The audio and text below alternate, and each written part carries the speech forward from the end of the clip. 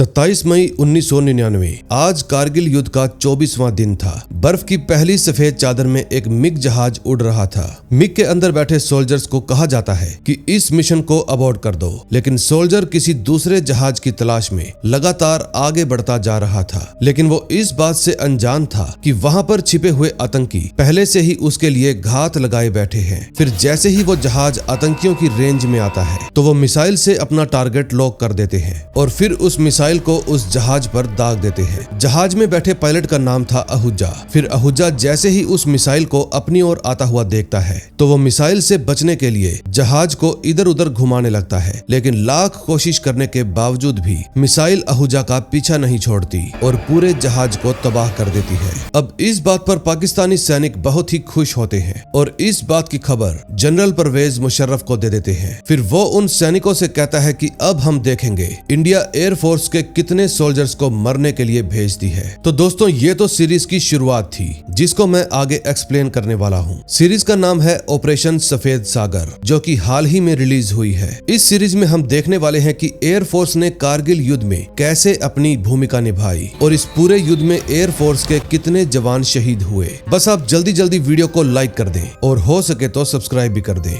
First episode में हमें पता चलता है कि पिछले 52 सालों से इंडिया और पाकिस्तान के बीच में लगातार युद्ध हो रहे थे। जब दोनों देशों ने न्यूक्लियर टेस्ट शुरू किया तो एक दूसरे पर अविश्वास अपनी चरम सीमा पर पहुंच गया। लेकिन इसके 7 महीने बाद प्रधानमंत्री अटल बिहारी वाजपेयी जी ने पाकिस्तान के प्राइम मिनिस्टर नवाज शरीफ का इन्विटेशन स्वीकार किया और ऐतिहासिक लाहौर बस यात्रा का ऐलान कर दिया। लेकिन सवाल ये था कि क्या डिफेंस फोर्सेज ये बात मान पाएंगी। अब कहानी जाती है कारगिल युद्ध 4 महीने पहले के समय में। एयरफोर्स के ग्रुप कैप्टन ओक सभी सोल्जर्स को इकट्ठा करके उन्हें अलग अलग ग्रुप में बांट देते हैं और अपने साथ एक नया ग्रुप भी शामिल करते हैं जिसका नाम था गोल्डन एरोज और इस ग्रुप के कमांडर थे टोनी। तभी पटनी बताते हैं कि हमारी ट्रेनिंग शुरू होने वाली है और कई सोल्जर्स ने नाइट विजन की मांग की है। फिर पटनी टोनी के पास जाते हैं क्योंकि टोनी के ग्रुप ने किसी भी चीज की डिमांड नहीं की। टोनी बताता है कि मुझे अपने सोल्जर्स को मिग चलाना सिखाना है क्योंकि मिग एक ऐसा लड़ाकू विमान है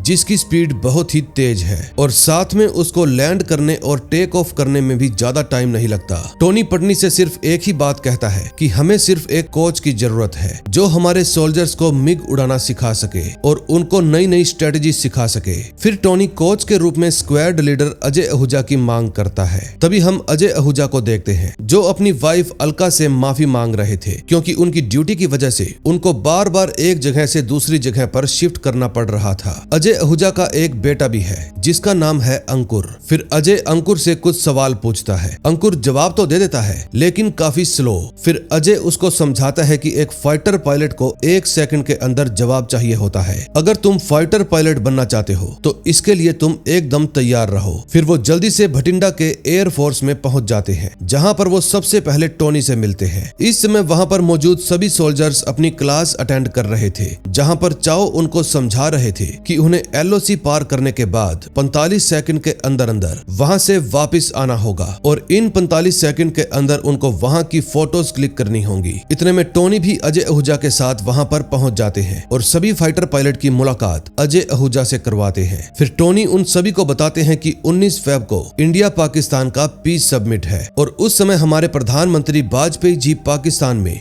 बस से जाएंगे, इसलिए हमें उनकी सुरक्षा का ध्यान रखना होगा। फिर टोनी और अजय आहूजा बाकी के सभी पायलट्स को मोटिवेट करते हैं और समझाते हैं कि हमें हमेशा अपने एम पर ध्यान रखना चाहिए और वो है देश की सुरक्षा। फिर टोनी ये भी बताते हैं कि एक्सरसाइज शुरू हो चुकी है। सेमीफाइनल में हमें 17 अंक मिले हैं और जब तक हम 20 अंक पार नहीं कर लेते तब तक हमको जीत नहीं मिल सकती, इसलिए हमें और एक्सरसाइज करने की आवश्यकता है। अगले सीन में हम पाकिस्तान के रावलपिंडी का सीन देखते हैं जहाँ general Parvez Musharraf lieutenant general Tauqir से आकर मिलते हैं। पहले तो इन दोनों के बीच में नॉर्मल बातें होती है लेकिन धीरे धीरे मामला गंभीर हो जाता है। तभी मुशर्रफ लेफ्टिनेंट को बताते हैं कि हर साल ठंड के मौसम में कश्मीर की पहाड़ियों पर ठंड बहुत ज्यादा बढ़ जाती है और इंडियन आर्मी कुछ दिनों के लिए उस जगह को छोड़कर चली जाती है, लेकिन इस बार हमारे जवान नीचे नहीं आएंगे बल्कि एलओसी पार करके इंडियन पोस्ट पर कब्जा कर लेंगे, खासकर उस पोस्ट पर जहां से इंडियन आर्मी को सारे वेपन्स जाते हैं। अब इनकी बातों से हमें ये बात पता चलती है कि ये सारा काम काम पाकिस्तान के पीएम से छुपकर किया जा रहा था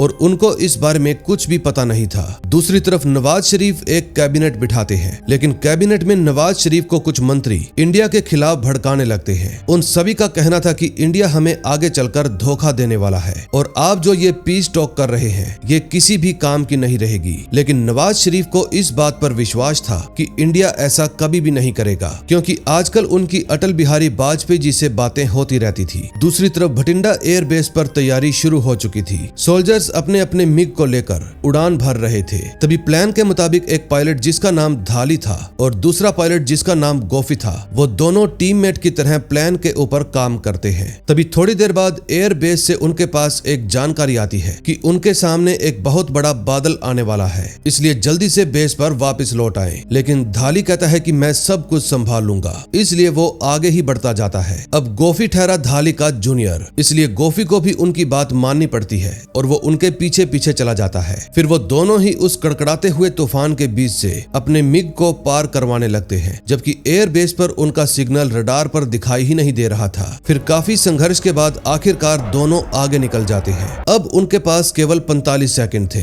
इसलिए वो जल्दी से मिसाइल्स की अपनी तरफ मूव करने से पहले वहां की फोटोज क्लिक करते हैं और वापस अपने एरिया में लौट आते हैं। फिर जब अजय आहूजा उनकी क्लास लेते हैं तो वो धाली की उड़ान के ऊपर रोक लगा देते हैं, लेकिन धाली अपनी सफाई देता है कि हमारे पास कोई दूसरा रास्ता नहीं था। तभी एक और सोल्जर जिसका नाम बोल्डी था, वो वहां का एक और दूसरा रास्ता बताता है। अगले सीन में हम देखते हैं पाकिस्तान के कुछ सोल्जर्स एलओसी पार करके इंडिया के पोस्ट को चेक करने के लिए आते हैं और जानकारी देते हैं कि यहाँ के सारे पोस्ट एकदम खाली हो चुके हैं। फिर ये जानकारी मिलते ही पाकिस्तान अपना मिशन शुरू कर देता है। दूसरी तरफ उड़ान न मिलने की वजह से धाली परेशान हो जाता है। फिर वो अजय आहूजा को भला बुरा कहने लगता है। तभी उसके दोस्त उसको समझाते हैं कि हमें अजय आहूजा सर के घर पर जाकर उनसे मस्ती करनी चाहिए और फिर वो सभी वहां से निकल जाते हैं। तभी हम बोल्डी को देखते हैं जो कि अपनी गर्लफ्रेंड से बात कर रहा था। उसकी गर्लफ्रेंड बार बार उसको शादी करने के लिए बोल रही थी, लेकिन फिलहाल बोल्डी परेशान था। तभी वहां पर उसके दोस्त आ जाते हैं और उसको भी अपने साथ अजय आहूजा के घर पर चलने के लिए कहते हैं। फिर जैसे ही वो सब वहां पर पहुंचते हैं तो अलका बाहर आती है और उसको इन सभी सोल्जर्स को देखकर बिल्कुल भी हैरानी नहीं होती,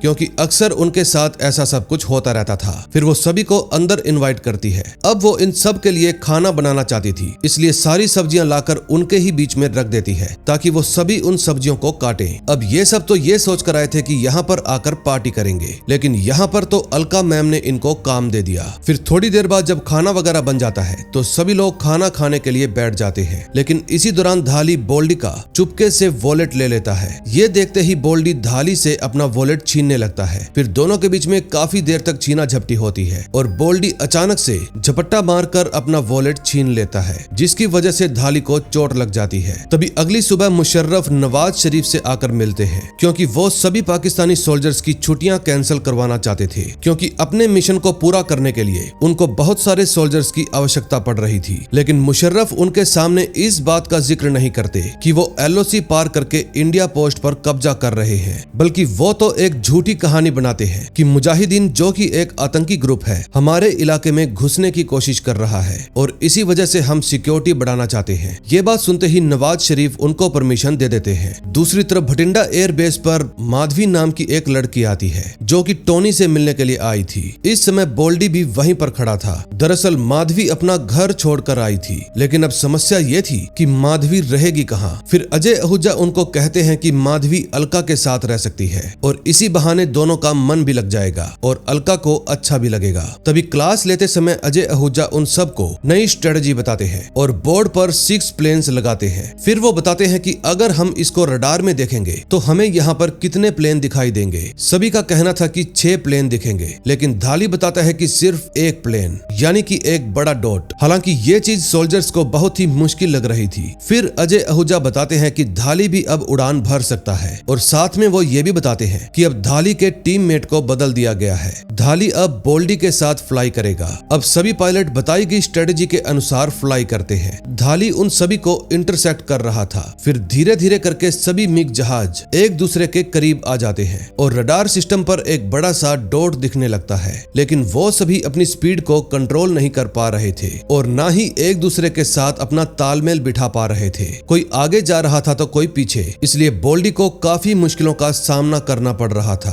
अब उसको ना चाहते हुए भी अपनी ये ट्रेनिंग अबॉर्ड करनी पड़ती है। फिर नीचे आने के बाद बोल्डी टोनी के सामने अपनी गलती स्वीकार करता है कि सारी गलती मेरी थी, मैं वहाँ पर काफी ज्यादा पैनिक हो गया था और मुझे कुछ भी समझ में नहीं आया। अगले सीन में हम पाकिस्तान के स्कार्दू आर्मी बेस को देखते हैं, जहाँ पर लेफ्टिनेंट जनरल आए हुए थे। तभी वहाँ पर लेफ्टिनेंट को ढेर सारे मुजाहिदीन नजर आते हैं। फिर वो वहाँ के सीनियर जावेद से पूछते हैं कि मुजाहिदीन यहाँ पर क्या कर रहे हैं, क्या हमारी सेना इतनी कमजोर हो गई है कि हमें मुजाहिदीन का सहारा लेना पड़ रहा है। लेकिन जावेद तो उनको मुजाहिदीन की पूरी फौज दिखाता है और बताता है कि ये सभी मुजाहिदीन नहीं है, बल्कि मुजाहिदीन के भेष में हमारे पाकिस्तानी सोल्जर्स हैं। अब हम इन सब को इंडियन पोस्ट पर भेजेंगे और किसी को हम पर शक भी नहीं होगा। फिर ये बात पता लगने के बाद लेफ्टिनेंट तुरंत ही परवेज मुशर्रफ के पास पहुंच जाते हैं। फिर मुशर्रफ उनको साफ साफ समझाते हैं कि अगर मुजाहिदीन कब्जा करने के लिए जाएंगे तो पकड़े जाने पर हम अपना पल्ला झाड़ सकते हैं। हम साफ कह सकते हैं कि इसमें हमारे पाकिस्तान का कोई भी हाथ नहीं है, क्योंकि हम मुजाहिदीन के ऊपर कंट्रोल ही नहीं रख सकते।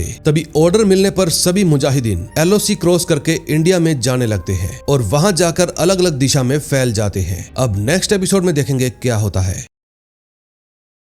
सेकंड एपिसोड की शुरुआत में हम 19 फरवरी 1999 का सीन देखते हैं। लाहौर बस यात्रा शुरू हो चुकी थी और वाजपेयी जी उस यात्रा पर निकल चुके थे।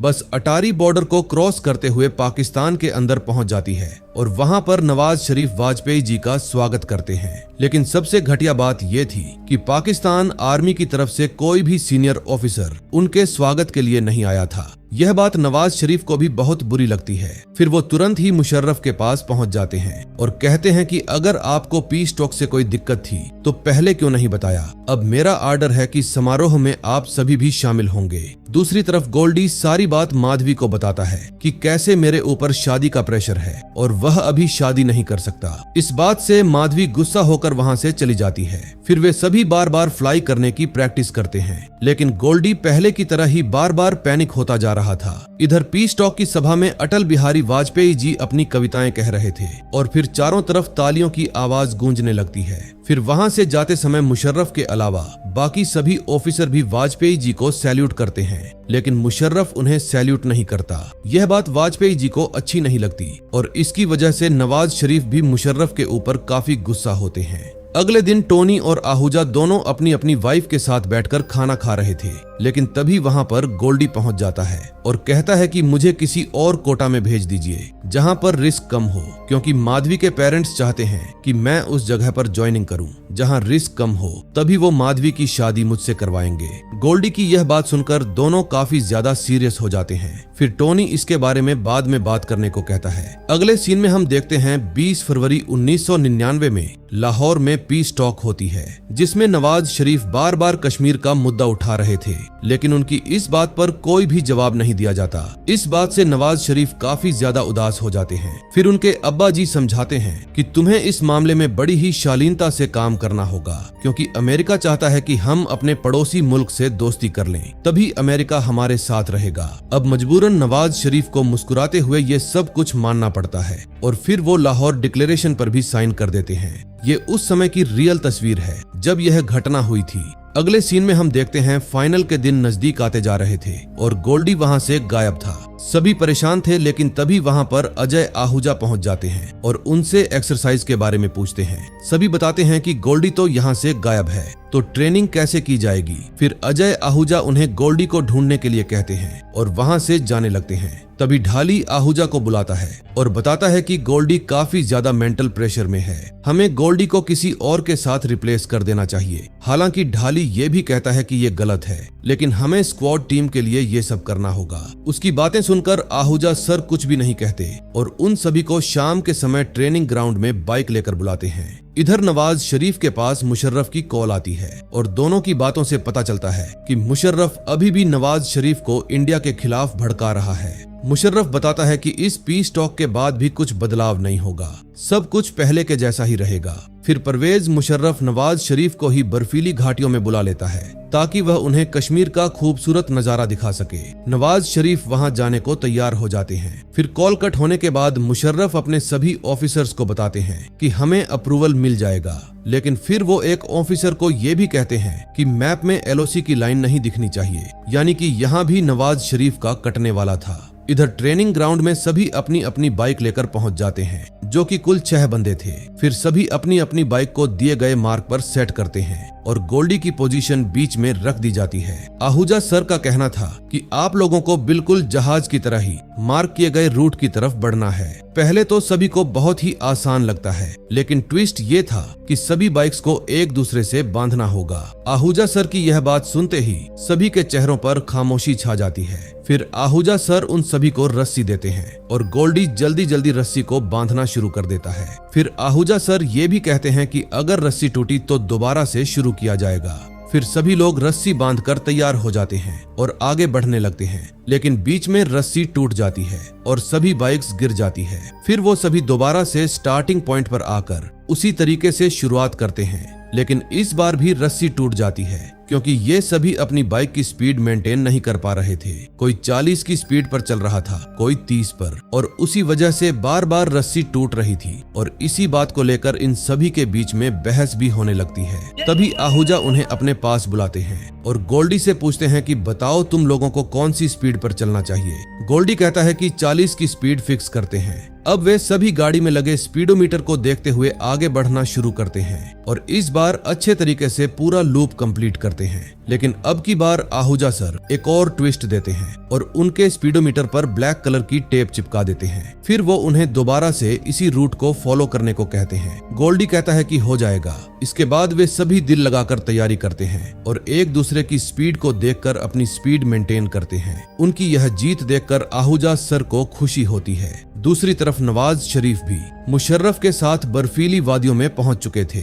मुशर्रफ नवाज शरीफ को एक ऊंचा पहाड़ दिखाता है और बताता है कि यह पोस्ट हासिल करने के बाद हम इसका नाम आपके नाम पर रखने वाले हैं, शरीफ पोस्ट। ये बात सुनते ही नवाज शरीफ गदगद हो जाते हैं। फिर मुशर्रफ उनको अपना सारा प्लान बताता है कि हम मुजाहिदीन को वहां पर कब्जा करने के लिए भेजेंगे, जिसके कारण इंडिया पैनिक में आ जाएगा। फिर हम दोबारा से कश्मीर का मुद्दा उठा सकते हैं। नवाज शरीफ इन सब के लिए मान जाते हैं और इसी के साथ मुशर्रफ वेंजेंस के लिए भी परमिशन हासिल कर लेता है। फिर वहां से जाते समय उनकी कुछ फोटोज भी क्लिक की जाती है, जो कि असल में ये थी। इधर फाइनल एक्सरसाइज का दिन आ चुका था। सभी सोल्जर्स अपने अपने मिग को लेकर उड़ान भरते हैं और उसी स्ट्रेटजी के मुताबिक वे सभी धीरे धीरे एकदम पास आ जाते हैं और रडार सिस्टम में वो एक बड़ा पॉइंट क्रिएट करते हैं। यानी कि वहां से देखने पर ऐसा लग रहा था जैसे कि वहां पर 6 प्लेन नहीं बल्कि कोई एक पैसेंजर प्लेन उड़ रहा है। अब तक सब कुछ ठीक चल रहा था, लेकिन तभी वहां पर 2 दुश्मन फाइटर जेट पहुंच जाते हैं। इस बार उड़ान में टोनी और आहूजा भी शामिल हुए थे,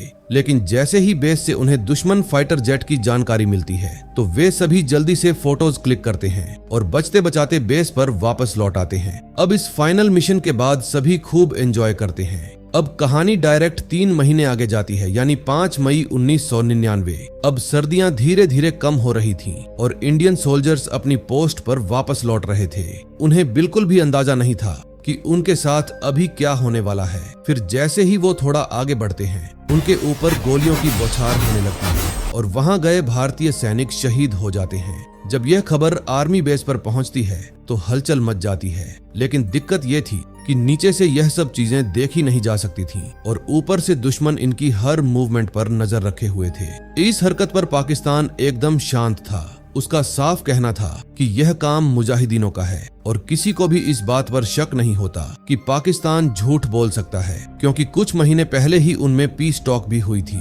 अब आर्मी के सीनियर एयर फोर्स के हेडक्वार्टर्स में पहुंचते हैं। उनका साफ कहना था कि उन्हें एक हेलीकॉप्टर प्रोवाइड किया जाए ताकि वो ऊपर से उड़ान भरकर वहां का नजारा देख सके। जब air chief marshal AY Deshmukh इसका कारण पूछते हैं तो उन्हें बताया जाता है कि कश्मीर में खाली की गई कुछ पोस्टों पर मुजाहिदीनों ने कब्जा कर लिया है और अगर वो ऐसे ही लगातार कब्जा करते रहे तो कश्मीर हमारे हाथों से छिन सकता है। हमने वहां पर जितने भी सैनिक भेजे उन सभी का कोई अता पता नहीं चला, लेकिन देशमुख उन्हें यह कहकर वापस भेज देते हैं कि हम जल्द ही इस पर डिसीजन लेंगे। इस समय वहां पर पटनी भी मौजूद था। फिर देशमुख पत्नी को बताते हैं कि शायद आर्मी के पास भी कोई एक्यूरेट इन्फॉर्मेशन नहीं है, हमारा सीधे ही हेलीकॉप्टर भेजना ठीक नहीं होगा। हमारे सभी हेलीकॉप्टर्स मैक्सिमम 16,000 फीट ऊपर तक उड़ सकते हैं और वे सभी आतंकवादी भी उसी हाइट पर बैठे हुए हैं और ऊपर से हमें यह भी नहीं पता कि उनके पास कौन कौन से वेपन्स हैं। तभी उनके सामने गोल्डन एरोज का नाम आता है। इधर अजय आहूजा अपनी वाइफ अलका को जीप चलाना सिखा रहे थे। तभी वहां पर टोनी एक चीफ ऑफिसर के साथ आ जाता है और कोई गंभीर खबर देता है। अलका उनकी बातों को सुन नहीं पाती, लेकिन चेहरे के एक्सप्रेशन से पता लगा लेती है कि जरूर कुछ संकट आ गया होगा। और इसी के साथ यह दूसरा एपिसोड यहीं पर खत्म हो जाता है। थर्ड एपिसोड की शुरुआत 15 मई 1999 से होती है। आज कारगिल वार का 12वां दिन था। पाकिस्तान में मुशर्रफ और उनके बाकी के ऑफिसर टीवी पर खबर देख रहे थे कि कैसे अज्ञात आतंकवादियों ने भारतीय सेना के हथियारों को लूट लिया और कारगिल की ऊंची ऊंची चोटियों से लगातार फायरिंग कर रहे हैं। लेकिन इस बारे में अभी तक नवाज शरीफ को कुछ भी पता नहीं था कि उसके देश में क्या हो रहा है। दूसरी तरफ भारत के सैनिक भी श्रीनगर के लिए निकल रहे थे। तभी हम देखते हैं कि टोनी की वाइफ टोनी को छोड़ने के लिए बेस तक जाती है। इधर अलका भी अजय के बर्थडे के लिए एक स्वेटर बुन रही थी और बार बार उसका माप ले रही थी, जबकि अजय आहूजा अपनी तैयारी कर रहे थे क्योंकि वो तुरंत ही वहां से जाने वाले थे। फिर जाने से पहले वो अलका को सैल्यूट करते हैं और वहां से निकल जाते हैं। वहां बाहर पहले से ही एक बस खड़ी हुई थी जो कि अजय आहूजा को ही लेने के लिए आई थी। दूसरी तरफ पाकिस्तान में मुशर्रफ एक कैबिनेट बिठाता है जहां पर वो नवाज शरीफ को भी बुलाता है। अब वो सब नवाज शरीफ को अपनी करतूतें बताने में हिचकिचा रहे थे।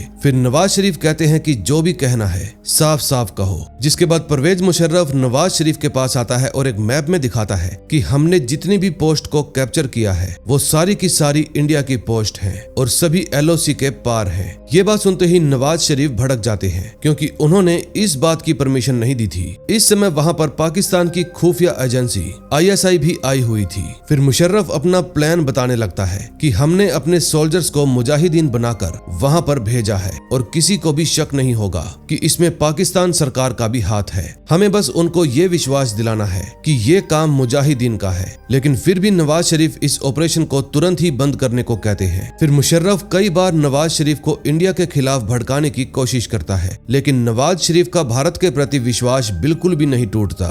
दोस्तों, अब तक की कहानी से तो ये लगता है कि शायद नवाज शरीफ अच्छा ही आदमी होगा। बाकी चलो आगे देखते हैं कि क्या वो सच में सही था। फिर वहां से वापस आने के बाद नवाज शरीफ मुशर्रफ को अपनी पोस्ट से हटाने के बारे में सोचता है, लेकिन फिर उनके फादर साहब उनको समझाते हैं कि अगर मुशर्रफ ने ये जीत बिना PM के हासिल कर ली तो तुम्हारा तो यहाँ पर कोई वजूद ही नहीं रहेगा। इसलिए अगर मुशर्रफ ये जंग जीत रहा है तो इसमें तुम्हारा भी योगदान होना जरूरी है। अब तुम्हें दोबारा से कैबिनेट बुलाकर इस बात को गंभीरता से लेना चाहिए। दूसरी तरफ पत्नी सभी ग्रुप के लोगों को श्रीनगर में एक जगह पर इकट्ठा करके सारी जानकारी देते हैं कि कैसे लगातार उनकी आर्मी के ऊपर हमला होता जा रहा है और वो आतंकवादी ऊंचाई पर होने की वजह से हम उन पर जवाबी कार्रवाई नहीं कर पा रहे। वो हमारे हेलीकॉप्टर्स को भी हैवी डैमेज पहुंचा चुके हैं और जो इंटरनेशनल रास्ता था जहां से हथियार आर्मी बेस तक पहुंचता था वहां पर भी उन्होंने कब्जा कर लिया है। अब इस चीज की जिम्मेदारी गोल्डन एरोज को दी जाती है कि वो वहां का निरीक्षण करते रहे और वहां की फोटोज भी क्लिक करते रहे ताकि हमें थोड़ी हेल्प मिल सके। फिर आहूजा बताते हैं कि हमारा दुश्मन 18,000 फीट ऊपर बैठा है, जबकि हमारे मिग सिर्फ 20,000 फीट ऊपर तक ही जा सकते हैं। अगर उसके ऊपर गए तो हम फेल हो जाएंगे। इसलिए अब हमारे पास सिर्फ एक ही रास्ता बचता है कि हम घाटियों के अंदर से फ्लाई करते हुए जाएंगे और पहाड़ आने पर सीधा ऊपर उड़ जाएंगे और वहां से जल्दी से जितनी भी फोटोज क्लिक हुई फोटो क्लिक करके वापस आ जाएंगे।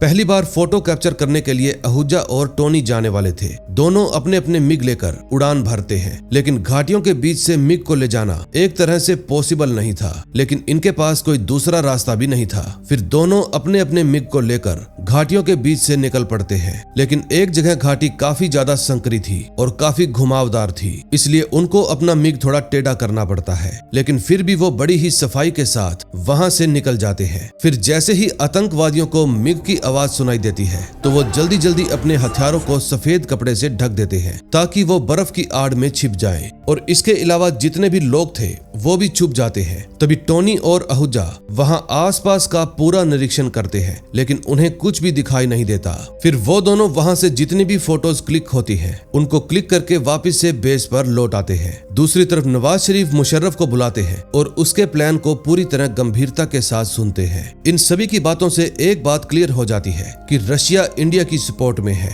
लेकिन अमेरिका अभी भी न्यूट्रल ही खड़ा है, वो किसी का भी साथ नहीं देता। इसलिए ये सभी तय करते हैं कि हम चाइना से हेल्प मांगेंगे। अब चाइना से बात करने के लिए जनरल परवेज मुशर्रफ खुद जाने वाला था। अगले सीन में हम देखते हैं आहूजा के पास एक सोल्जर दौड़ते हुए आता है और बताता है कि टोनी सर आपको बुला रहे हैं, कोई इमरजेंसी है। फिर आहूजा डर कर वहाँ से दौड़ते हुए बेस पर पहुंच जाते हैं लेकिन वहां जाकर पता चलता है कि आहूजा के लिए वहां पर एक सरप्राइज आया था। दरअसल आज आहूजा का बर्थडे था और फिर सब लोग आहूजा का बर्थडे बड़ी ही खुशी के साथ मनाते हैं। तभी थोड़ी देर बाद वहां पर एक कॉल आती है। फिर जब धानी उस कॉल को रिसीव करता है तो आहूजा सर उसके बारे में पूछने लगते हैं। फिर धानी बताता है कि खींची हुई फोटोज आ चुकी हैं, जिसके बाद आहूजा तुरंत उन फोटोज को चेक करने के लिए बैठ जाते हैं लेकिन फोटोज के अंदर उनको कोई भी संदिग्ध चीज दिखाई नहीं देती। तभी आहूजा की नजर तस्वीर में दिख रहे फुटप्रिंट्स पर पड़ती है लेकिन उसमें एक बात नोटिस करने वाली थी कि अगर वो लोग मुजाहिदीन होते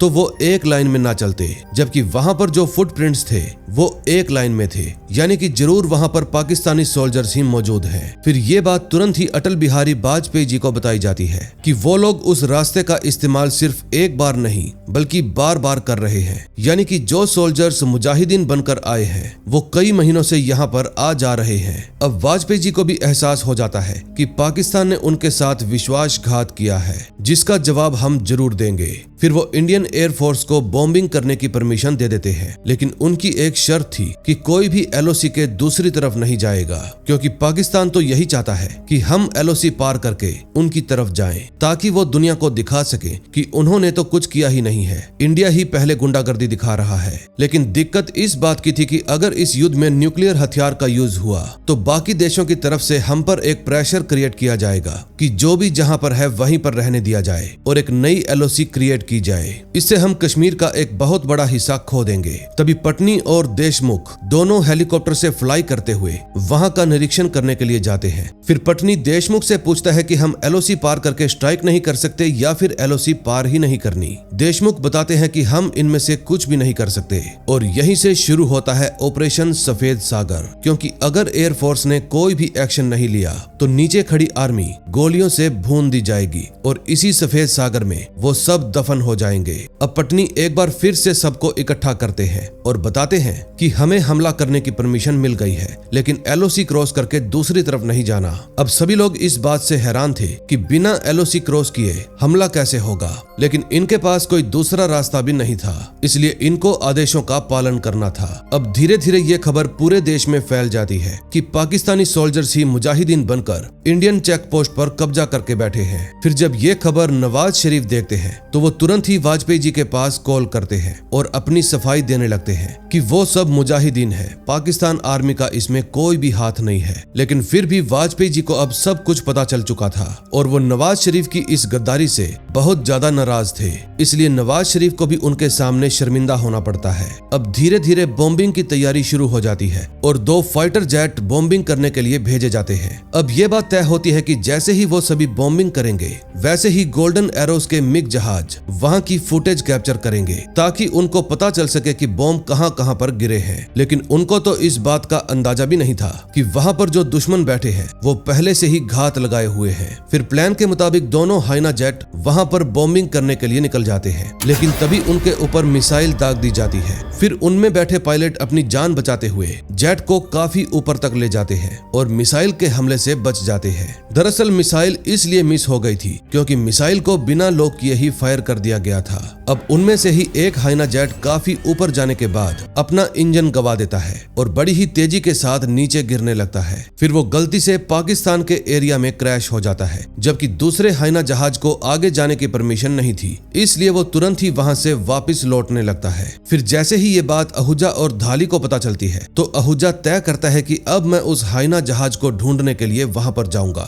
धाली भी उसके साथ ही जाने वाला था, लेकिन धाली के मिग में फ्यूल बहुत ज्यादा कम था, इसलिए वो वहां पर नहीं जा सकता था। फिर मजबूरन धाली वहां से वापस आ जाता है। अब आहूजा को बार बार वार्निंग दी जाती है कि वहां से वापस लौट आओ, क्योंकि हमारे पास डिफेंड करने के लिए कोई वेपन्स नहीं है, सिर्फ एक कैमरा है। लेकिन आहूजा किसी की भी बात नहीं सुनते और उस इलाके में फ्लाई करने लगते हैं। काफी देर फ्लाई करने के बाद आखिरकार उनको वो लोकेशन मिल जाती है जहां पर वो प्लेन क्रैश हुआ था। फिर वो तुरंत ही उसकी रीडिंग नोट करवाते हैं, लेकिन उनको तो बिल्कुल भी अंदाजा नहीं था कि दुश्मन की मिसाइल अब उनके ऊपर लॉक की जा चुकी है। मिसाइल लॉक होते ही वो तुरंत ही फायर कर देते हैं। फिर जैसे ही आहूजा उस मिसाइल को अपनी ओर आता हुआ देखता है तो वो अपने प्लेन को इधर उधर घुमाने लगता है, लेकिन फिर भी मिसाइल तेजी से जेट के ऊपर हमला कर देती है। और यही वो सीन था जो हमने सीरीज की शुरुआत में देखा था। अब हमला होने के बावजूद आहूजा काफी कोशिश करते हैं कि अपने बेस पर वापस लौट जाए, लेकिन जहाज उनका साथ नहीं देता, इसलिए वो तुरंत ही अपनी जान बचाने के लिए अपना पैराशूट खोल देते हैं और देखते ही देखते बेस में रडार के ऊपर उनका मिग गायब हो जाता है। और इसी के साथ थर्ड एपिसोड का एंड हो जाता है। अब नेक्स्ट एपिसोड में देखेंगे क्या होता है।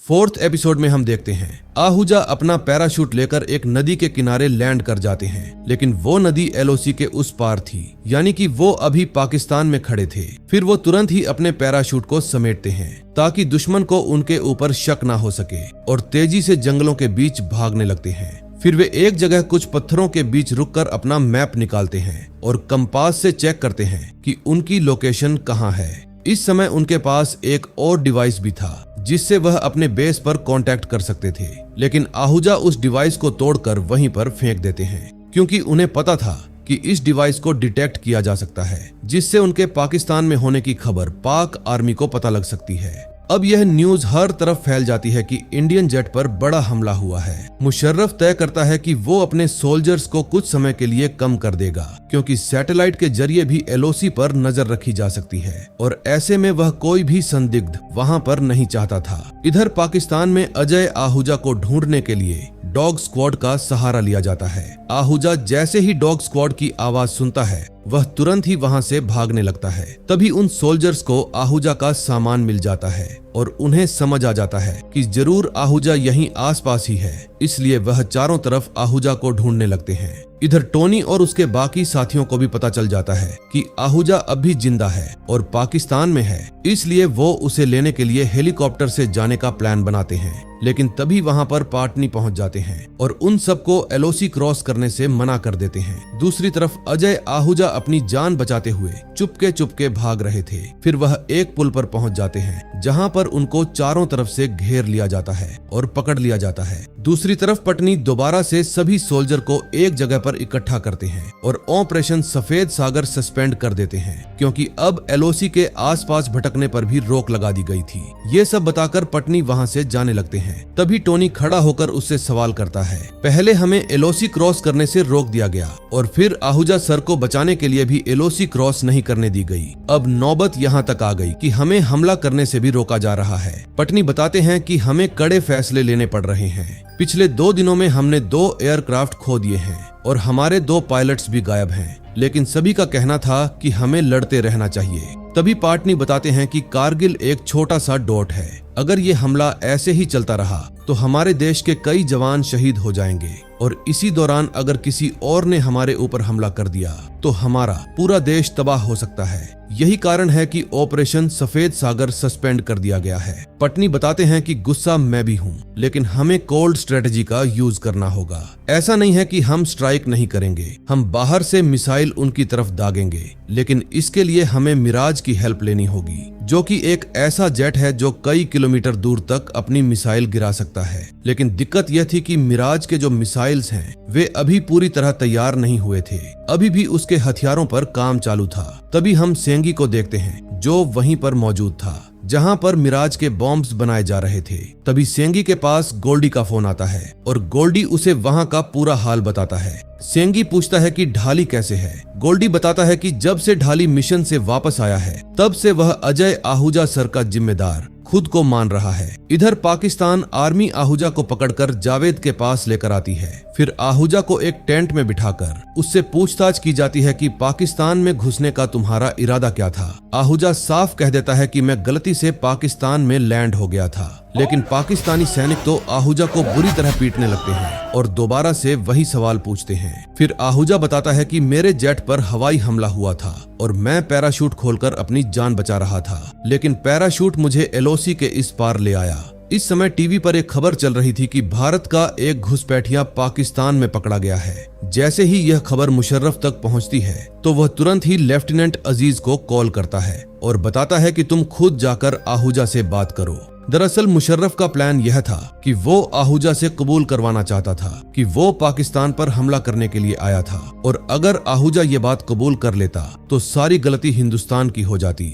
अब अजीज बिल्कुल वैसा ही करता है जैसा मुशर्रफ उसको करने के लिए कहता है। वह तुरंत ही उस बेस पर पहुंच जाता है जहां पर आहूजा को बांध कर रखा गया था। फिर अजीज आहूजा से कहता है कि अगर तुम मान लोगे कि तुम पाकिस्तान में हमला करने के इरादे से आए थे तो तुम्हें यहाँ से जाने दिया जाएगा और ढेर सारे पैसे भी दिए जाएंगे, और अगर तुम चाहो तो हम तुम्हें लंदन में भी शिफ्ट करवा सकते हैं। फिर तुम अपने परिवार के साथ वहाँ पर खुशी से रह सकते हो। इधर परवेज मुशर्रफ चाइना के 3 बड़े अधिकारियों से जाकर मिलता है और पाकिस्तान का सपोर्ट करने की बात करता है। साथ में वो ये भी बताता है कि अमेरिका इसमें हमारा साथ नहीं दे रहा है, वो इंडिया के साथ खड़ा है। फिर मुशर्रफ कहता है कि हम भारत से आसानी से लड़ सकते हैं, लेकिन हम अमेरिका के खिलाफ नहीं जा सकते, इसीलिए हमें आपके सपोर्ट की आवश्यकता है। चाइनीज अफसर एक कहावत कहता है, एक मेंढक जो जिंदगी भर कुएं में रहता है वो कभी समंदर की गहराई नहीं नाप सकता। और फिर चाइनीज अफसर पाकिस्तान का साथ देने से साफ मना कर देते हैं। इधर अजीज अजय को समझाता है कि तुम्हें जो भी बयान बोलने को कहा जाए तुम्हें वही कहना पड़ेगा, और अब अजय आहूजा बयान देने के लिए मान जाता है। तभी उनके सामने एक बड़े कागज पर कुछ लिखा हुआ आता है जिसमें लिखा था कि मैं स्क्वाड लीडर अजय आहूजा यह बयान अपनी मर्जी और होशो हवास में दे रहा हूँ। आज 27 मई 1999 को मैं पाकिस्तान के मिलिट्री बेस पर हमला करने की मैं कोशिश कर रहा था, लेकिन इतना पढ़ते ही आहूजा अपना बयान बदल देते हैं और चुप हो जाते हैं। आहूजा कहते हैं कि मैं अपने देश से गद्दारी नहीं कर सकता। फिर अजीज तुरंत यह बात मुशर्रफ को बता देता है। इस समय मुशर्रफ और अजीज में जो भी बातें हो रही थीं, कोई उनको एक वैन में बैठकर रिकॉर्ड कर रहा था। इसके बाद एक दर्दनाक सीन आता है। अजय आहूजा सर को नदी के किनारे ले जाया जाता है और उनके सिर पर बंदूक रख दी जाती है, लेकिन फिर भी उनके मुंह से सिर्फ एक ही लफ्ज निकलता है, जय हिंद। और फिर पूरी घाटियों में गोली की आवाज गूंज उठती है। अगले सीन में हम देखते हैं माधवी अलका के पास आती है और उसके पीछे एक एयर फोर्स का सोल्जर भी आ जाता है। उसको देखकर माधवी सब कुछ समझ जाती है। इधर जब यह बात टोनी को पता लगती है तो वो भी सदमे में चला जाता है। फिर जब शहीद अजय आहूजा की बॉडी का पोस्टमार्टम किया जाता है तो उनके शरीर पर सिगरेट से जलाए गए कई निशान मिलते हैं, जिनको देखकर पता चलता है कि उन्हें बड़ी ही बेरहमी से टॉर्चर किया गया था। फिर उनको बड़े ही सम्मान के साथ सलामी देते हुए अलविदा कह दिया जाता है। ये उस समय की कुछ रियल फोटोज हैं। तभी जब सेंगी को जब यह बात पता चलती है तो उसकी आंखों से आंसू नहीं रुकते। फिर एक ऑफिसर जिसका नाम सैंडी था सेंगी को समझाने की कोशिश करता है, लेकिन सेंगी सैंडी से सिर्फ एक ही बात कहता है कि मैं तो वापस से श्रीनगर जाना चाहता हूँ। दूसरी तरफ टोनी भी बहुत टूट चुका था। तभी उसकी पत्नी जिसका नाम कमल था वह उसे समझाती है कि टोनी, इसमें तुम्हारी कोई गलती नहीं है। टोनी के अंदर इस बात का गम था है कि मैं आहूजा को बचाने के लिए कुछ भी नहीं कर सका। तभी टोनी के पास सैंडी की कॉल आती है और वो भी दुख जताते हुए सिर्फ अफसोस करता रह जाता है। सैंडी कहता है कि मैं भी गुस्सा हूँ, लेकिन अभी मिराज फ्लाई करने के लिए तैयार नहीं है, अभी उसके कुछ ट्रायल्स बाकी हैं। तभी अचानक से टोनी को कुछ बात याद आ जाती है। फिर वो कमल को बताता है कि हम बॉम्बिंग कर सकते हैं। लेकिन हमें इसकी परमिशन चाहिए होगी। ये बात सुनते ही कमल खड़ी हो जाती है और कहती है, परमिशन किस बात की? क्या उन लोगों ने हमारी एलओसी को पार करते समय हमसे परमिशन ली थी? इसके बाद टोनी सभी को बेस पर इकट्ठा करके अपने मिशन के बारे में बताता है कि अब हम अपने मिग जहाज में बॉम्ब्स फिट करेंगे और ऊपर से फ्लाई करके उन बॉम्ब को दुश्मनों पर गिराएंगे। लेकिन पटनी को ये बात समझ में नहीं आती कि हम कैसे डिसाइड करेंगे कि बॉम्ब को कब हवा से नीचे छोड़ना है। तभी टोनी बताता है कि हम अपने ट्रायल्स करेंगे और खुद ही इस बारे में फैसला लेंगे। अब पटनी के पास भी कोई रास्ता नहीं था, इसलिए काफी सोचने के बाद वो इस मिशन की परमिशन दे देता है। अब मिग जहाज में बॉम्ब्स लगाए जाते हैं और इसी के साथ चौथा एपिसोड भी खत्म हो जाता है।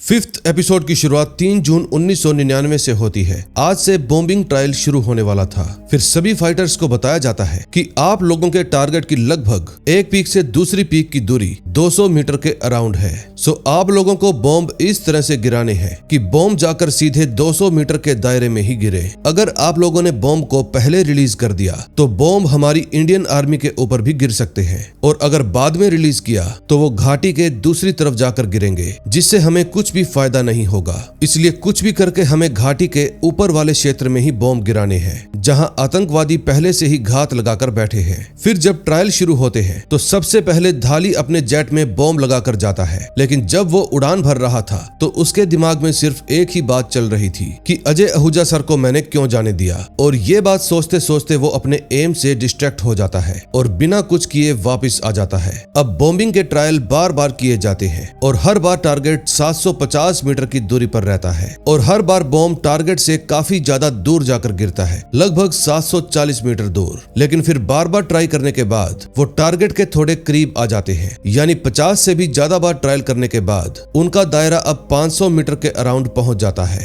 अब तक सेंगी भी वहां पर वापस आ चुका था। फिर टोनी से मिलने के बाद वो धाली से मिलने के लिए रूम में जाता है। वहां पर धाली जेट उड़ाने की प्रैक्टिस कर रहा था। वो देखता है कि अजय आहूजा सर के बिस्तर पर उनकी तस्वीर रखी हुई है और ये देखकर सेंगी और धाली दोनों भावुक हो जाते हैं। फिर धाली एक बार फिर से बॉम्बिंग करने के लिए ऊपर जाता है, लेकिन इस बार भी वो डिस्ट्रैक्ट हो जाता है। फिर वहां से वापस आने के बाद टोनी उसको समझाता है कि उस दिन आपकी कोई भी गलती नहीं थी, इसलिए आप अपने आप को दोष मत दीजिए। अगले सीन में हमें वॉशिंगटन डीसी के व्हाइट हाउस का सीन दिखाया जाता है और वहां पर भी लोग बहुत परेशान थे, क्योंकि अगर ये वार नहीं रुकी तो न्यूक्लियर बॉम्ब जैसी स्थिति बन सकती है। दूसरी तरफ बॉम्बिंग के लिए अब फाइनल डे आ चुका था, क्योंकि उनको सिर्फ 3 दिन का समय दिया गया था अपनी प्रैक्टिस करने के लिए, लेकिन अभी भी बॉम्बिंग एरर 450 मीटर के अराउंड था। अब फाइनल ट्रायल होता है, लेकिन कोई भी फायदा नहीं होता, क्योंकि बॉम्ब 200 मीटर के दायरे में पहुंचता ही नहीं। इस वजह से उन सब का चेहरा उतर जाता है। अगले सीन में हम देखते हैं अजय आहूजा सर ने अलका के लिए पहले से ही एक मारुति 800 बुक की हुई थी और आज उसकी डिलीवरी हो जाती है, लेकिन अलका उस गाड़ी को देखकर बिल्कुल शांत थी, ना कोई खुशी और ना ही गुस्सा, बस खामोशी, क्योंकि जिसके साथ बैठकर उसे राइड करनी थी वो तो बेचारा अब इस दुनिया में रहा नहीं। तभी टोनी की नजर न्यूज़पेपर में छपी एक खबर पर जाती है, जहां वॉशिंगटन ने सीज फायर कर दिया था। अब टोनी समझ जाता है कि उनके जीपीएस की लोकेशन को डिस्ट्रैक्ट करने के पीछे यूएस का ही हाथ है। फिर वो तुरंत ही ये बात मिस्टर पटनायक को बताता है और ट्रायल के लिए एक आखिरी दिन और मांगता है। फिर मिस्टर पटनायक भी उनको टाइम देते हुए कहते हैं, मैं उम्मीद करता हूं कि आप अपने मिशन में सफल रहेंगे। फिर इस बार बॉम्ब गिराने के लिए टोनी खुद जाता है और बॉम्ब को टारगेट से काफी पहले ही गिरा देता है, लेकिन इस बार जब दूरी नापी जाती है तो सिर्फ 120 मीटर होती है और इस बात से सभी लोग खुश हो जाते हैं। अब इस बात की खबर आर्मी बेस तक भी पहुंच जाती है, क्योंकि एयरफोर्स और आर्मी दोनों ही इस मिशन में काम करने वाले थे, क्योंकि ऊपर से एयरफोर्स उनके ऊपर बॉम्ब गिराने वाली है और नीचे से इंडियन आर्मी अपनी पोस्ट को वापस हासिल करेगी। तभी पाकिस्तान से आईएसआई वाले वाजपेयी जी से मिलने के लिए आते हैं और साफ साफ कह देते हैं कि इसमें पाकिस्तान का कोई हाथ नहीं है, ये हमला मुजाहिदीन द्वारा किया जा रहा है। लेकिन तभी वाजपेयी जी उनको एक रिकॉर्डिंग सुनाते हैं, जो कि एक कॉल रिकॉर्डिंग थी और उसमें साफ पता चल रहा था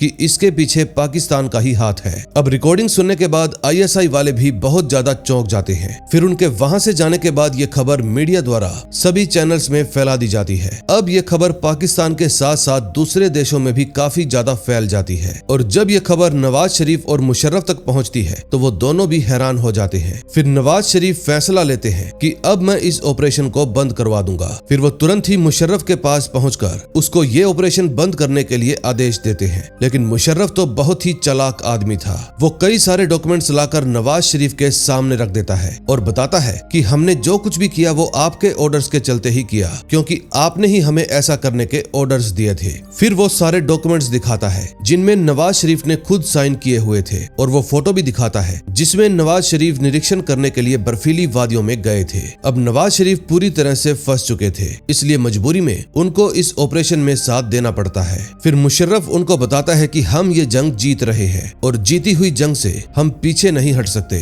चाहे आप हमारी हेल्प करो या ना करो। दूसरी तरफ धाली अब भी ट्रॉमा से गुजर रहा था। तभी उसके पास फिर से टोनी आते हैं और समझाते हैं कि जो कुछ भी हुआ उसको भूल जाओ और अब हमें जो करना है उस पर ध्यान दो। अब मुझे एक अच्छे पार्टनर की जरूरत है और मैं चाहता हूं कि तुम ही मेरे पार्टनर बनो। अब आता है 8 जून 1999 का दिन। कारगिल वार को चलते अब 36 दिन हो चुके थे। धाली और टोनी दोनों उड़ान भरने के लिए बिल्कुल तैयार थे। फिर धाली अपने बॉम्ब के ऊपर लिखता है, आहूजा सर ये आपके लिए। अब इंडियन आर्मी अपनी अपनी पोजीशन ले लेती है। फिर जब उड़ान भरी जाती है तो टोनी का स्पीडोमीटर काम करना बंद कर देता है, इसलिए वो इस मिशन को अबॉर्ट कर देता है। लेकिन धाली कहता है कि हमें मिशन अबॉर्ट करने की कोई जरूरत नहीं है, मैं आपको जिस स्पीड में गाइड करूंगा आप उसी स्पीड में चलेंगे। फिर दोनों ही तय करते हैं कि अब हम इस मिशन को पूरा करेंगे। अब धाली ही टोनी का स्पीडोमीटर बन चुका था। तभी जैसे ही आतंकवादियों को जहाज की आवाज सुनाई देती है तो वो सभी बंदूक लेकर तैनात हो जाते हैं, लेकिन उनको तो जेट कहीं भी दिखाई नहीं देता और आवाज भी आनी बंद हो जाती है। तभी उनको अपने ऊपर से बॉम्ब गिरते हुए नजर आते हैं, जिनको देखकर वो भागना शुरू कर देते हैं। लेकिन उनके भागने से पहले ही बॉम्ब उनके ऊपर गिर जाता है और उन सभी को पूरी तरह से नष्ट कर देता है। फिर इंडियन आर्मी आगे बढ़कर नजदीकी पोस्ट पर बचे सभी आतंकियों को खत्म करके वहां भारत का तिरंगा लहरा देती है। अब इसी स्ट्रेटेजी के चलते वो लगातार बॉम्ब गिराने लगते हैं और किसी को भी उनकी टेक्निक के बारे में पता नहीं चलता। अब हर कोई हैरान था और यहाँ तक कि मुशर्रफ भी समझ नहीं पा रहा था कि आखिर इंडियन एयरफोर्स ऐसे कैसे कर पा रही है। अब इस छोटी सी जीत मिलने के बाद भारतीय सेना उत्साह से भर जाती है। अब उनको अपना स्केल बढ़ाने के लिए एक GPS भी दे दिया जाता है ताकि वो बिना रुके बॉम्बिंग कर सके। अब लगातार बॉम्बिंग होने से मुशर्रफ काफी ज्यादा परेशान हो जाता है और सीधा जावेद के पास जाता है और वहां का जायजा लेता है। फिर पूछने पर मुशर्रफ सलाह देता है कि हमारे लोगों को वहीं पर ही छुप जाना चाहिए ताकि उनको कोई नुकसान ना पहुंचे। इसलिए अगली बार से वो सब ऐसा ही करते हैं और जिसको जो जगह मिलती है वहीं पर छुप जाता है, जैसे चट्टानों आदि के बीच में। फिर जब उनके ऊपर बॉम्ब गिरते हैं तो उनको कोई नुकसान भी नहीं पहुंचता। लेकिन जब इंडियन आर्मी के लोग पोस्ट पर झंडा लहराने के लिए पहुंचते हैं तो आतंकवादी उनके ऊपर गोलियां बरसा देते हैं, जिसमें ढेर सारे जवान शहीद हो जाते हैं। और इसी के साथ 5th एपिसोड का एंड हो जाता है। अब लास्ट एपिसोड में देखेंगे क्या होता है। लास्ट एपिसोड में हम देखते हैं दोबारा से हुए हमले के कारण सब लोग हैरान थे। तभी टोनी को पता चलता है कि वो लोग बंकर और पहाड़ियों के पीछे छुप जाते हैं और ऊपर से हमारा हमला करने का एरर 200 मीटर के बीच में है, इसलिए हमें उनके बारे में पता ही नहीं लग पाता कि एग्जैक्ट बॉम्ब कहां पर गिर रहा है। इसीलिए वो छुप छुप कर हमारी इंडियन आर्मी को भी खत्म कर रहे हैं। अब पाकिस्तान के वो आतंकवादी अपनी नीचता की सारी हदें पार कर देते हैं, क्योंकि भारतीय जवानों पर हमला करके उन्होंने सिर्फ उनकी जान नहीं ली बल्कि उनके शरीर के साथ भी दुर्व्यवहार किया। अब ये न्यूज हर चैनल में छाई हुई थी और मुशर्रफ ये खबर देखकर बहुत ही आनंद उठा रहा था। फिर सभी जवानों के पार्थिव शरीर को वापस से आर्मी बेस पर लाया जाता है और साथ में वो एक आतंकी को भी पकड़ कर लाते हैं जो फिलहाल मेडिकल चेकअप रूम में था। इस समय मेडिकल रूम के बाहर खड़े फौजी बहुत ही गुस्से में थे, लेकिन उन सभी के कैप्टन सरताज उन्हें समझाते हैं कि हमें सोच समझकर काम लेना है, इसलिए कोई भी उसको हाथ नहीं लगाएगा। फिर वो खुद अंदर जाकर उससे इस हमले के बारे में पूछताछ करने लगते हैं और बताते हैं कि अगर तुम सच कबूल कर लोगे तो हम तुम्हारी जान बख्श देंगे। अब ये बात सुनकर वो आतंकी बयान देने के लिए राजी हो जाता है। फिर सरताज टोनी से बात करता है और उन वेपन्स के बारे में बताता है जिनसे हमला किया जा सकता है। अब टोनी को भी आइडिया हो जाता है कि वो बिना ऊंची उड़ान के उनके ऊपर हमला कर सकते हैं और वो लोग मिसाइल को भी डिटेक्ट नहीं कर पाएंगे। फिर टोनी तय करता है कि हम लोग रात को ही हमला करेंगे। अब सबसे पहले टोनी चाव के साथ उड़कर होकर इस चीज की रिहर्सल करता है और जब उसका ट्रायल एकदम सफल रहता है तो वो अपने इस मिशन के लिए पाटनी से परमिशन लेता है। हालांकि पहले पाटनी नानुकुर करते हैं लेकिन बाद में वो परमिशन दे देते हैं। लेकिन आतंकियों को पता चल जाता है कि उन पर फिर से हमला होने वाला है और अब की बार काफी नीचे से, इसलिए वो लोग शूट करके जहाज को गिराने के बारे में सोचते हैं। तभी परमिशन मिलते ही टोनी उन सब पर हमला करने के लिए निकल जाता है। फिर आतंकवादी जैसे ही जहाज की आवाज सुनते हैं तो वो बंकर से बाहर आकर हमला करने के लिए तैयार हो जाते हैं। लेकिन अंधेरे में उनको जहाज दिखाई ही नहीं देता और उनका हमला फेल हो जाता है। लेकिन तभी एयरफोर्स उनके ऊपर हमला कर देती है जिसके कारण वहां भारी मात्रा में तबाही हो जाती है। अब भारतीय सेना लगातार अपने पोस्ट को वापस हासिल करती जा रही थी और इसी दौरान हमें रियल फुटेज भी दिखाई जाती है। अब जितने भी आतंकवादी वहां पर पकड़े गए थे उन सभी का बयान लिया जाता है जिसमें वो कबूल करते हैं कि हम लोग पाकिस्तान के सोल्जर्स हैं, कोई आतंकवादी नहीं। हमें जानबूझकर मुजाहिदीन बनाकर यहाँ पर भेजा गया था और अगर भारतीय सेना हमें नहीं बचाती तो शायद आज हम मारे जाते। अब नवाज शरीफ को समझ में नहीं आ रहा था कि वो ये जंग जीत रहे हैं या फिर हार रहे हैं, इसलिए वो वहाँ के एक हॉस्पिटल में पहुंच जाते हैं जहां उनको सच्चाई साफ नजर आ रही थी। वहां पाकिस्तान सेना के बहुत सारे लोग घायल अवस्था में पड़े थे। अब ये सीन देखकर नवाज शरीफ समझ जाते हैं कि हमारी सेना हार रही है, लेकिन फिर भी वो लोग पीछे नहीं हटते। तभी जावेद भी मुशर्रफ को इन सब के बारे में बताता है और कहता है कि हम ये जंग हार रहे हैं। हमने जो भी बड़ी बड़ी पोस्ट हासिल की थी वो धीरे धीरे हमारे हाथों से जा रही है और मेरा मानना है कि हमें इस वार से विड्रॉ कर देना चाहिए। लेकिन मुशर्रफ उसकी बात मानने को बिल्कुल भी तैयार नहीं था, बल्कि वो जावेद को ही उसकी पोस्ट से हटा देता है और किसी दूसरे अफसर को बैठा देता है,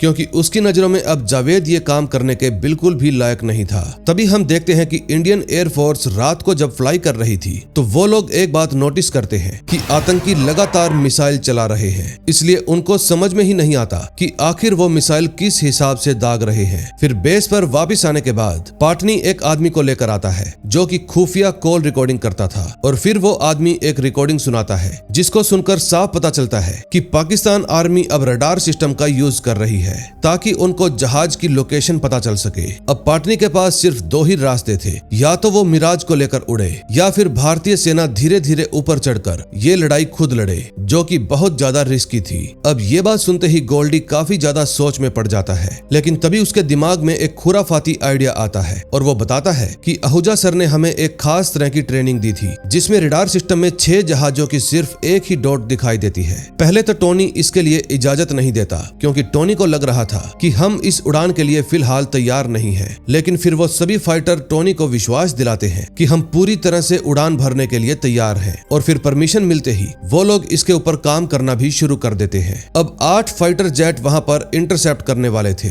और रडार सिस्टम पर सिर्फ एक ही डॉट दिखाई देता है जो कि किसी पैसेंजर प्लेन का साइन था। अब सभी जहाज अपनी अपनी पोजीशन पर आ जाते हैं और काफी ज्यादा करीब आकर एक बड़ा सा डॉट क्रिएट कर देते हैं जिसके कारण रडार सिस्टम में पता ही नहीं चलता कि वहां पर कितने जहाज हैं। लेकिन जब इसकी खबर पाकिस्तान एयरबेस पर पहुंचती है तो वो लोग समझ ही नहीं पाते कि आखिर कौन सा पैसेंजर विमान यहाँ पर आ गया। पहले तो कभी यहाँ पर कोई ऐसा विमान नहीं आया, लेकिन इससे पहले कि वो लोग कुछ समझ पाते हमारे देश के जवान धीरे धीरे अपनी कार्रवाई शुरू कर देते हैं और अचानक से सभी लोग अलग अलग हो जाते हैं। फिर वो अलग अलग इलाके में हमला करने लगते हैं और एक साथ हुआ हमला देखकर उनको समझ में ही नहीं आता कि कौन कहां से हमला कर रहा है, क्योंकि एक तो रात का समय था और दूसरा जहाजों की आवाज चारों तरफ से सुनाई दे रही थी लेकिन दिखाई कुछ भी नहीं दे रहा था। अब भारतीय सेना का यह हमला सफल हो जाता है और फिर लगातार ऐसे हमले बार बार किए जाते हैं जिसमें करीब 300 पाकिस्तानी सैनिक मारे जाते हैं। तभी पाकिस्तान में एक इमरजेंसी बैठक बुलाई जाती है, लेकिन वहां पर नवाज शरीफ उपस्थित ही नहीं होते।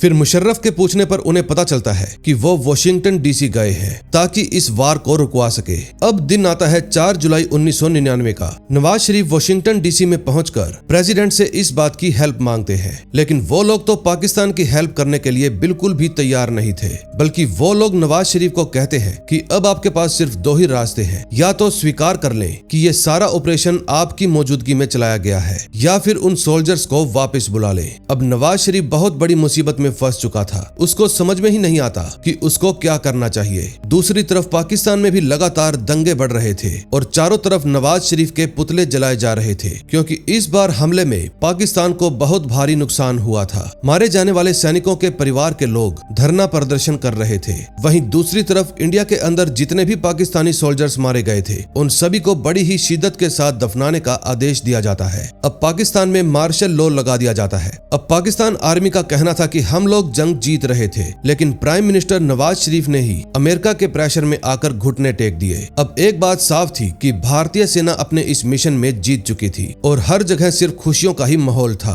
फिर 26 जुलाई 1999 में अटल बिहारी वाजपेयी जी जनता को संबोधित करते हैं कि हमारी भारतीय सेना ने कठिन लड़ाई लड़कर पाकिस्तानी आर्मी को पीछे धकेल दिया और ये साबित कर दिया कि हमसे टक्कर लेना उनके लिए कितना भारी पड़ सकता है। अब गोल्डन एरोज के सभी पायलट्स वापस अपने भटिंडा एयरबेस पर पहुंच जाते हैं। मीडिया उनका इंटरव्यू लेने के लिए एयरबेस पर ही खड़ी थी, क्योंकि मीडिया के सभी लोग ये जानना चाहते थे कि आहूजा सर के पास मौका था, लेकिन फिर भी वो वापस क्यों नहीं लौटे। क्या उनका फैसला सही था? फिर इस बात का जवाब देने के लिए धाली सामने आता है और सबसे सवाल करता है कि क्या आप सभी ने कभी MiG-21 का इंटरफेस देखा है या फिर कोई उसमें कभी बैठा है? सबका जवाब था नहीं। फिर धाली MiG-21 के बारे में सब कुछ बताने लगता है कि सबसे पहले आपको एक ऐसी सीट पर बांध दिया जाता है जहां से आप हिल भी नहीं सकते और आपके सामने लगभग 100 से भी ज्यादा कंट्रोल होते हैं। आपकी सीट के नीचे एक फ्यूल से भरा टैंकर भी होता है, जिसको एक छोटी सी चिंगारी बॉम्ब की तरह उड़ा सकती है।